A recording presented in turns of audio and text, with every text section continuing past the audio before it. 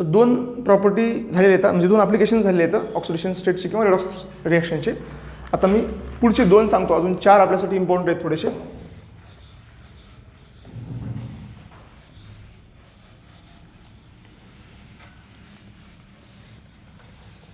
बघा, त्यातलं पहिलं कोणतं आहे? त्यातलं पहिलं आहे एक दुसऱ्यातलंच थोडंसं उरलेलं आहे, त्याला मी इथे कव्हर करतो. बघा, KMnO4 तीन मीडियममध्ये असतो, त्याचे तीन मीडियममध्ये इक्वॅलेंट वेट वेगळं आहे. KMnO4 एक आहे ॲसिडिक मीडियम, कारण तिन्ही मीडियममध्ये त्याचं जे हे आहे ना, चेंज इन ऑक्सिडेशन स्टेट आहे ना, ती वेगळी आहे. म्हणून तिथं तिन्ही मीडियममध्ये Mn एकच आहे. बघा, आता हे ॲसिडिक मीडियम जर मध्ये बघितलं ना, ॲसिडिकमध्ये KMnO4 हा डायरेक्ट Mn+2 होतो. इथं +7 ऑक्सिडेशन स्टेट आहे, इथं +2 होते, म्हणजे 5 इलेक्ट्रॉन गेन करतो. 5 इलेक्ट्रॉन गेन म्हणजे याचा व्ही फॅक्टर काय झाला? याचा व्ही फॅक्टर झाला 5. म्हणजे इक्वॅलेंट वेट काय झालं? इक्वॅलेंट वेट इक्वल टू M/5. चला, दुसरं काय आहे? दुसरं समजा तो डायल्यूट अल्कलाईन मिडियममध्ये असतो. ओके, डायल्यूट त्याला बेसिक मिडियम सुद्धा म्हणतात किंवा अल्कलाईन मिडियम सुद्धा आपण म्हणतो. तर बेसिक मिडियममध्ये तो काय करतो माहिती आहे का? हा जो MnO4 के घ्या किंवा नाही घ्या, बेसिक मिडियममध्ये जर तुम्ही बघितलं, बेसिक मिडियममध्ये तो काय करतो? MnO4 मायनस +7 ऑक्सिडेशन स्टेट आहे, तो फॉर्म करतो MnO4 2 मायनस, याची ऑक्सिडेशन स्टेट +6 होती. म्हणजे डिफरन्स फक्त एकाचाच आहे, फक्त 1 इलेक्ट्रॉन गेन. लक्षात घ्या, कोणतंच मिडियम दिलं नाही तर ते डायल्यूट अल्कलाईन मिडियम पकडायचं.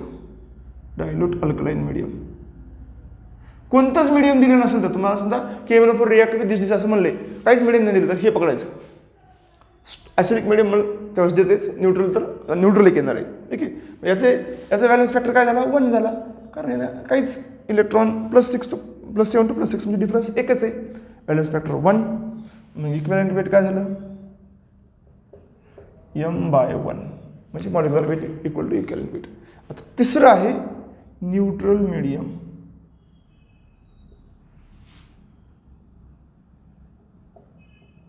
न्यूट्रल मीडियम काय आहे? न्यूट्रल मीडियम आहे MnO4 -2. तर बघा, आता जर तुम्ही इक्वॅलेंट वेट बघितला समजा, म्हणजे याचं काढायचं असं बघितलं, तर हे कसं होते माहिती आहे का? MnO4 मायनस असते, हा MnO2च्या फॉर्मला जातो, म्हणजे हा +4 ऑक्सिडेशन स्टेट होतो या न्यूट्रल मीडियममध्ये. हा +7 आहे, म्हणजे किती इलेक्ट्रॉन गेन केले? 3 इलेक्ट्रॉन गेन. ऑब्विसली काय होईल? व्हॅलन्स फॅक्टर 3 होते, म्हणून इक्वॅलेंट वेट याचं होते M/3. आत्ताच तुम्हाला ते सांगितलं आम्ही, जर कोणतंच मीडियम दिलं नाही, नोट म्हणून ते वाटच लिहून घ्या, नोट म्हणून. इफ नोटमध्ये काय लिहिलं बघा, if no medium is given then consider the dilute alkaline medium. Alkaline म्हणजेच बेसिक बरं का, बेसिक आणि अल्कलाईनचा अर्थ एकच होते. If no medium is given then consider हे, कारण हे KMnO4चा आपल्याला खूप यूज होणार आहे. चला, तर आता आपण थोडंसं पुढे जाऊत म्हणा. तिसरं ॲप्लिकेशन याचं.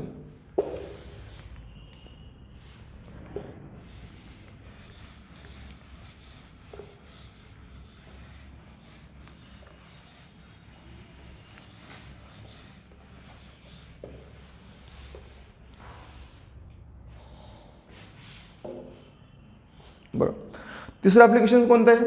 तिसरं ॲप्लिकेशन याचं आहे to find out the molecular formula. Molecular formula find out करायचा आहे आपल्याला, to determine the possible molecular formula. आपल्याला समजा हे मी थोडं एक्झाम्पलच्या बेसवर सांगतो, एकदम सिंपल असतं. चार्जवरून काढू शकतो बघा आपण मॉलिक्युलर फॉर्म्युला, एकदम सिंपल सांगतो मी तुम्हाला. Okay, to determine equivalent weight काढलो आपण, तसं इथं मॉलिक्युलर फॉर्म्युला काढायचा. तिसरं application, to determine molecular formula. त्याची सिंपल एक्झाम्पल मी तुम्हाला घेऊन देऊ शकतो बरं का, परंतु थोडंसं अवघड बी 1-2 MCQ बी तुम्हाला घेऊन दाखवतो मी. बघा काय, सगळ्यात अगोदर आहे समजा मॉलिक्युलर फॉर्म्युला काढायचा आहे. आपल्याला एक तर माहिती आहे कंपाऊंडचा मॉलिक्युलर फॉर्म्युला आहे, म्हणजे positive charge equal to negative charge असतात. म्हणजे नंबर ऑफ न्यूट्रल कंपाऊंडमध्ये number of positive charge equal to number of negative charge in neutral compound.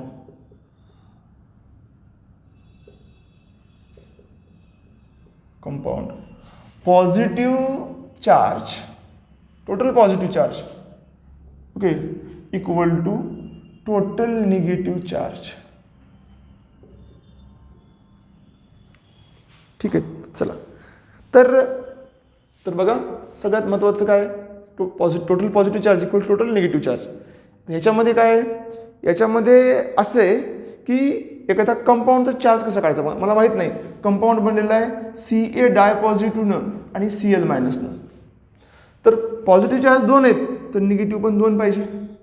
त्यासाठी Cl मला 2 घ्यावं लागतील म्हणजे CaCl2 याचा फॉर्म्युला एक सोपा तुम्हाला माहीत आहे. आता मी जर Al+3 आणि O डाय निगेटिव्ह असे घेतलो एकदम सिंपल असते बरं का. 2च एलिमेंटचं तरी simple. Number of plus equal to number of minus. याचा आहे +3 याचा आहे -2. जर मी याला 2 मल्टिप्लाय केलं आणि याला 3 मल्टिप्लाय केलं तर हे होईल +6 आणि हे होईल -6 म्हणजे बॅलन्स होईल. सिंपल मेथड आहे लहानपणी केलेली. म्हणजे मला याला 2 मल्टिप्लाय करावं लागेल म्हणजे Al2 आणि O3 झाला ह्याचा फॉर्म्युला. अशा प्रकारे आपण हे ऑक्सिडेशन स्टेट माहीत आहे म्हणूनच आपण करतोय ना, नाहीतर आपण करू शकलो नसतो. तर ते याचं इथं ॲप्लिकेशन आहे. चला तर याचं दुसरं ॲप्लिकेशन आहे to determine the molecular formula. एक असाच तुम्हाला एक थोडासा चांगल्या लेवलचा एक्झाम्पल घेतो MCQमध्ये आणि मग तुम्हाला हे थांबवतो. डिटरमाइन द मॉलिक्युलर फॉर्म्युलाचं आर्टिकल आपण संबोध म्हणून पुढे जाऊ. चला सगळ्यात बघा काय आहे आर्टिकल काय आहे तर the oxidation state of ABC बघा प्रॉब्लेम आहे.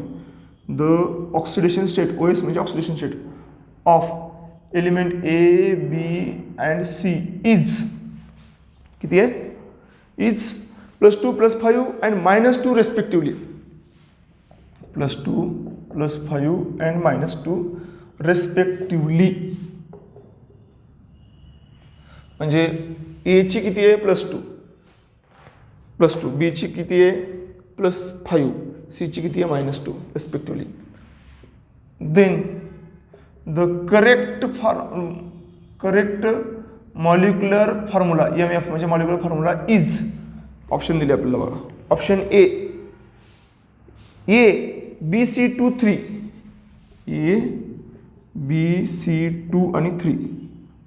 ऑप्शन B आहे ऑप्शन B काय A3 BC23 A3 BC23. Option C किती दिलेली आहे A2 BC42 A2 BC42 आणि ऑप्शन D दिलेलं आहे A3 BC42 A3 BC42 असं आपल्याला MCQ आहे. समजा एक चांगल्या लेवलचं आहे म्हणून मी ते घेतलेलं आहे. कसं काढू शकतो आपण सिंपल आहे बघा. A+2 आहे B+5 आहे C -2 आहे. आपण आता सिंगल काय म्हणलोय की total positive charge equal to total negative charge असला पाहिजे. करूच म्हणून आपण A किती आहेत एकच A आहे म्हणजे पॉझिटिव्ह चार्ज अगोदर +2 झाला इथं. ओके C किती आहेत B किती आहेत B तर 3 आहेत बघा हे ब्रॅकेटला 3 आहे म्हणजे B 3 असतात.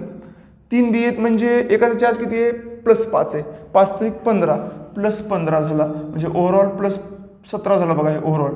आता -17 होते का बघा इथे C 2 आहेत आणि बाहेर 3 आहेत म्हणजे 3 दोन्ही 6 C झाले. एकाचा चार्ज -2 आहे म्हणजे इथं C किती झाले C झाले हिअर C झाले म्हणजे -4 झाला 6 दोन्ही 12 -12 +17 -12 बॅलन्स नाही आहे म्हणजे हे चुकीचं आहे. हे आपलं आन्सर होऊ शकत नाही कारण पॉझिटिव्ह निगेटिव्ह बॅलन्स असेल तरच ते मॉलिक्युलर फॉर्म्युला बरोबर आहे नाहीतर मॉलिक्युलर फॉर्म्युला बरोबर नाही. लगेच आपल्याला काय करायचं आपण पुढे जाऊ म्हणून A किती आहे +2 आहे म्हणजे 3 Aचं +6.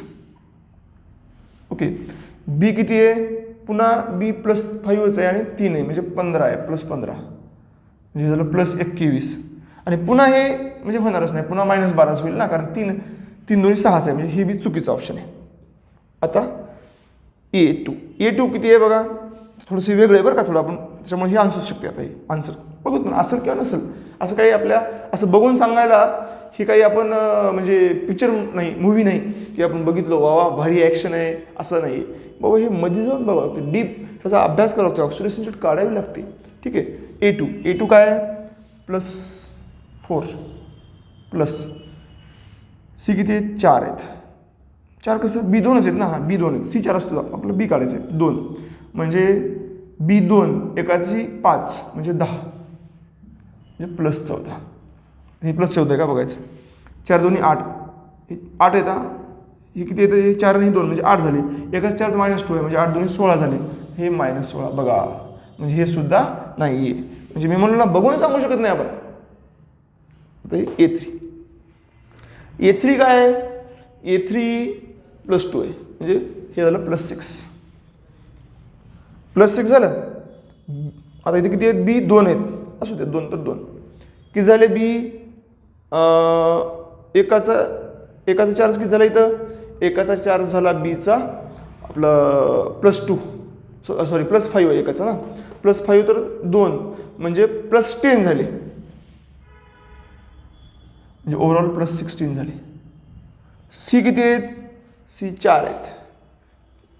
4 आणि 2 4 2 8 8 एकाचा चार्ज -2 आहे म्हणजे -16 0 म्हणजे राईट आहे बघा. हे पॉझिटिव्ह निगेटिव्ह बॅलन्स आहे म्हणजे ऑप्शन ही आहे. आता हे 3 आहेत म्हणून हे 4थं होणारच होतं, पण ते ॲक्च्युली सुद्धा आहे. अशा प्रकारे आपण इथं काय पकडू शकतो, हे तिसरं ॲप्लिकेशन पकडू शकतो. आता चौथं ॲप्लिकेशन काय याचं, चौथं ॲप्लिकेशन आहे इथं याचं determine the oxidizing and reducing nature of compound. आपल्याकडे जे कंपाऊंड आहे तो ऑक्सिडायझिंग आहे का रिड्युसिंग आहे हे कधी कधी आपण त्याला बघून सुद्धा सांगू शकतो. जर आपण त्याच्याबद्दल पूर्ण अभ्यास केला असेल तर, त्याची व्हॅलेन्सी माहीत असेल, त्याची व्हॅलेन्स इलेक्ट्रॉन माहीत असेल, तो जास्तीत जास्त व्हॅलेन्सी किती शो करतो, तो कमीत कमी ऑक्सिडेशन स्टेट किती शो करतो, ह्याचा सगळा जर अभ्यास आपल्याला प्रॉपर असेल, आता जेवढा मी शिकवलाय तेवढा बी तुम्ही केलात प्रॉपर अभ्यास, तरी सुद्धा तुम्ही काय करू शकता हे सांगू शकता. ठीक आहे, to determine the oxidizing and reducing nature of compound. तर चौथं ॲप्लिकेशन आहे रेडॉक्स रिएक्शनचं. किती म्हणजे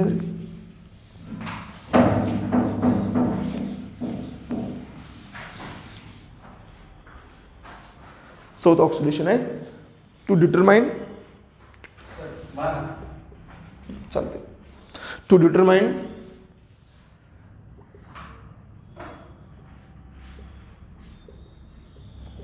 oxidising and reducing nature of compound.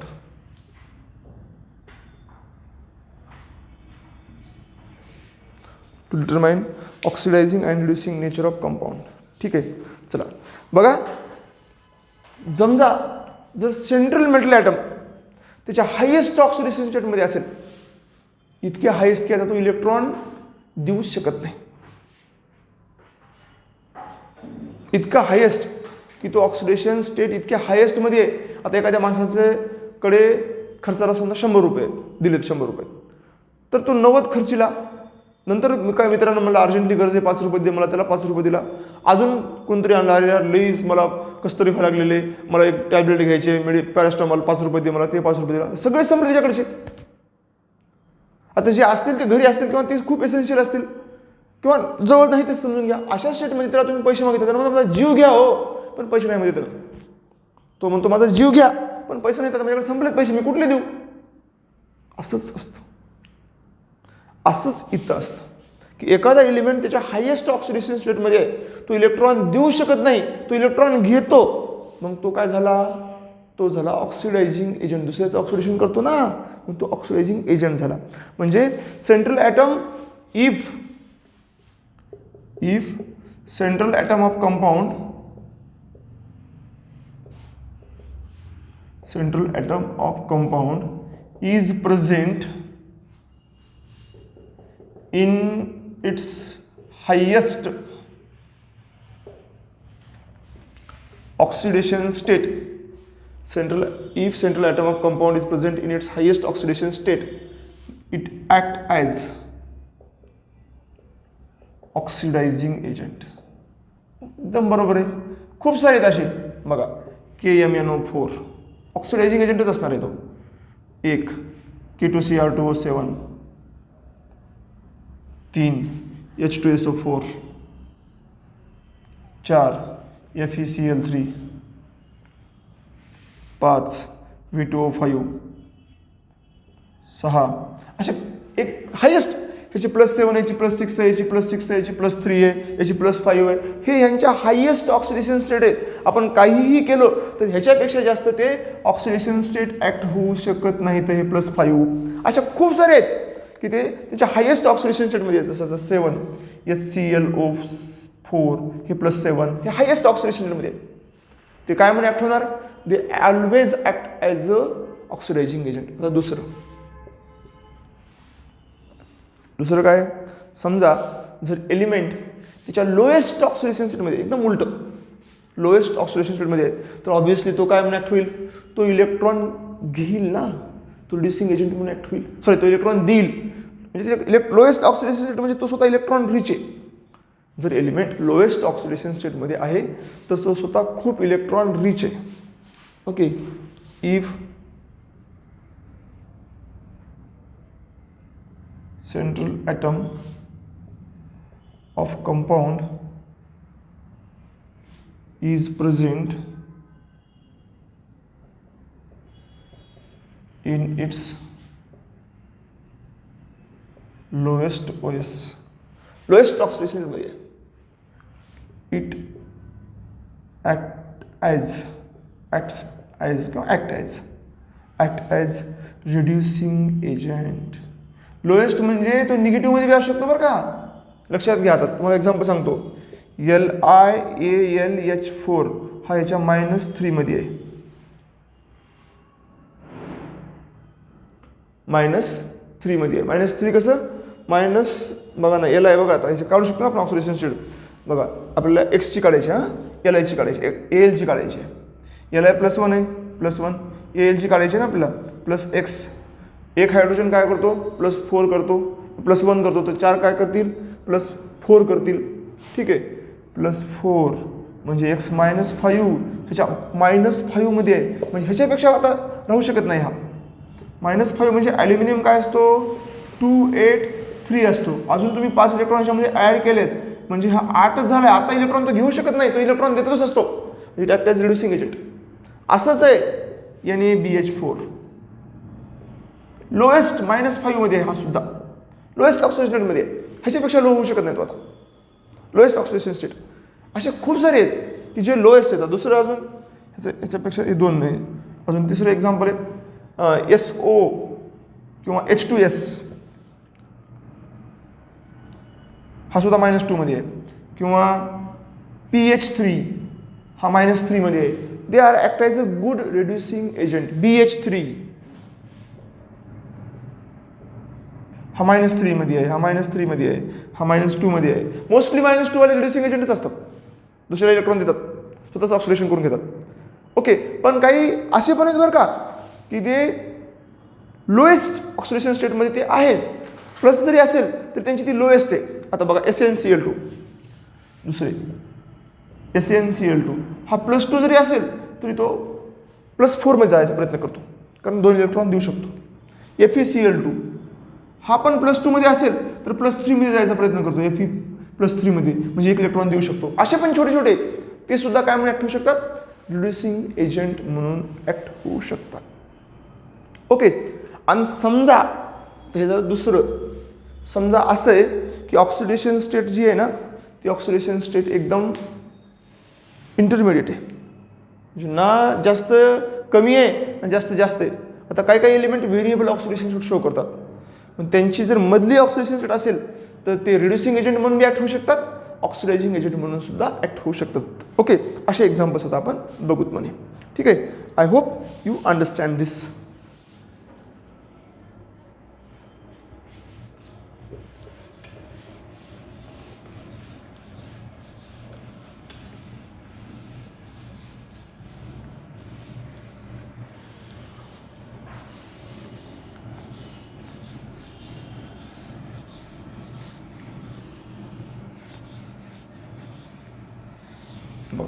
काही एलिमेंट आता आपण काय बघितलो?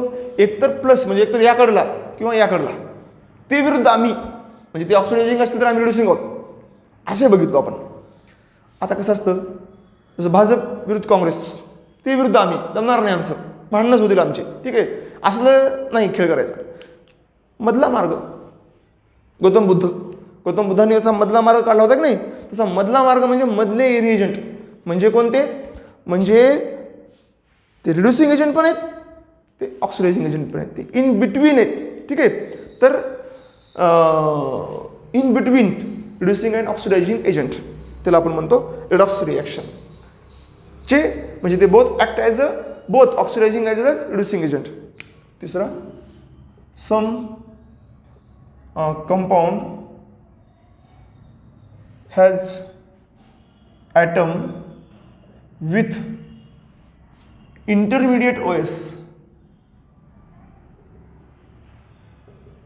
इंटरमिडिएट दोघांच्या मध्ये intermediate OS, some compound has atom with intermediate OS called act as oxidizing as well as reducing agent. दोन्हीही ते ॲक्ट होऊ शकतात. ऑक्सिडायझिंग ॲज वेल ॲज रिड्युसिंग एजंट म्हणून ते ॲक्ट होऊ शकतात. फॉर एक्झाम्पल खूप सारे एक्झाम्पल आहे याचे, त्यापैकी एक फॉर एक्झाम्पल बघा, H2 आता बघा H2O2, SO2, खूप सारे आहेत. N2O2 आहे, NO2 आहे, H3PO3 आहे, N2O2 आहे, HNO2 आहे, H3PO2 आहे. बघा याची ऑक्सिडेशन स्टेट इथं -1 आहे. ह्यानं -2ला बी जाऊ शकते आणि 0ला बी जाऊ शकते, म्हणजे रिड्युसिंग एजंट बी होऊ शकते. इथून हा -2 बी होऊ शकतो आणि 0 बी होऊ शकतो. -2ला इलेक्ट्रॉन गेन करतो, इथं गेन, इथं लॉस करतो. म्हणजे गेन केला तर तो काय झाला, इलेक्ट्रॉन स्वतः गेन करून घेतला म्हणजे ऑक्सिडायझिंग एजंट झाला. इलेक्ट्रॉन लॉस केला तर रिड्युसिंग एजंट झाला. दोघांच्या मध्ये तो दोन्ही बी होऊ शकतो. आता बघा तसंच इथं आहे, हा इथं +4 आहे. सल्फरची हायेस्ट ऑक्सिडेशन स्टेट +6 आहे आणि तो -2 बी होऊ शकतो, म्हणजे -2 0 +2 काय बी होऊ शकतो. इथं -2 0 +2 काय बी होऊ शकतो, म्हणजे तो ऑक्सिडायझिंग एजंट पण बी ॲक्ट होऊ शकतो, रिड्युसिंग ॲक्ट होऊ शकतो. नायट्रोजनचा पण तसंच आहे. तो काय होऊ शकतो, आता इथं काय +1 आहे, इथं तो +5 बी होऊ शकतो आणि -3 पर्यंत काय बी होऊ शकतो. हे व्हेरिएबल ऑक्सिडेशन शो करतो बघा नायट्रोजन. +3 +1 0 -1 -2 -3 +4 पण फॉर्म करू शकते. त्याच्यामुळं +1 पासून तो इकडे आला तर तो इलेक्ट्रॉन लूज करेल, ओके, म्हणजे रिड्युसिंग एजंट होईल. इकडे गेला तर इलेक्ट्रॉन गेन करेल, ऑक्सिडायझिंग एजंट होईल. इथं पण तसंच आहे. हा इथं +3 आहे, +5 बी होऊ शकतो आणि +1 बी होऊ शकतो, -1 बी होऊ शकतो, -3 बी होऊ शकतो, काय बी 0 बी होऊ शकतो, काय बी होऊ शकतो. N2 तर 0 असतो. इथं पण तेच आहे. हा +3 आहे, हा पुन्हा +5 पण जाऊ शकतो आणि -3 -2 0 काय पण होऊ शकतो. ठीक आहे. हा ॲक्च्युली -3चे चान्सेस खूप कमी असतात ह्याचे. हा थोडं वेगळं आहे नेचर. 0 +1 +3 काही पण होऊ शकतो. +3 तर ऑलरेडी आहेच. तर अशा प्रकारे हा रिड्युसिंग आणि ऑक्सिडायझिंग एजंट दोघांचं पण काम करू शकतात. हे इथं आपण स्टडी केलं. ओके. तर 2 ॲप्लिकेशन्स आपण जे स्टडी केले त्याच्यामध्ये पहिलं न्यूट्रल करायचं चार्ज आणि त्याचा मॉलिक्युलर फॉर्म्युला डिसाईड करायचा. दोघांचा पॉझिटिव्ह आणि निगेटिव्हचा चार्ज बघायचा. दोघांचा चार्ज न्यूट्रल झाला, मॉलिक्युलर फॉर्म्युला बरोबर आहे असं म्हणायचं. दुसरं काय करायचं, आपण काढून बी बघू शकतो ते. त्याचं एक्झाम्पलसुद्धा बघितलं मी आणि तुम्हाला सांगितलं सुद्धा. इथं एक महत्त्वाचं की बाबा ऑक्सिडेशन स्टेटवरून त्याचं नेचर सांगू शकतो.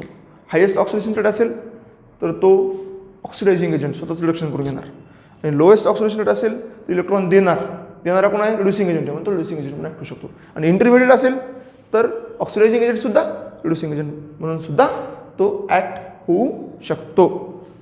तर हे झालं सेकंड ॲप्लिकेशन. ठीक आहे. तर सेकंड ॲप्लिकेशन जे झालेलं आहे ते हे पॉज. तर आपण आता redox reaction pause. Okay. So this is the application of redox reaction. I hope you enjoy this redox reaction chapter. You enjoy this simple tricks. You enjoy this Dhruv Tara F- आपल्या ह्याच्यामधला redox reaction मधला जो -1 म्हणायचा. Oxygen परऑक्साईड वेगळा OF2 सोबत +2 oxidation form करतो. ह्या गोष्टी enjoy केल्या असाल. अजून तुम्ही H3PO4 जसं मी तुम्हाला एक आता सांगितलं आजची गोष्टी एन्जॉय केली असेल. सगळ्या छोट्या गोष्टी येतात. छोट्या गोष्टी एन्जॉय केल्या की आपल्याला मोठं टार्गेट नीट आपण अवश्य मिळू शकतो. All the best. You enjoy this chapter.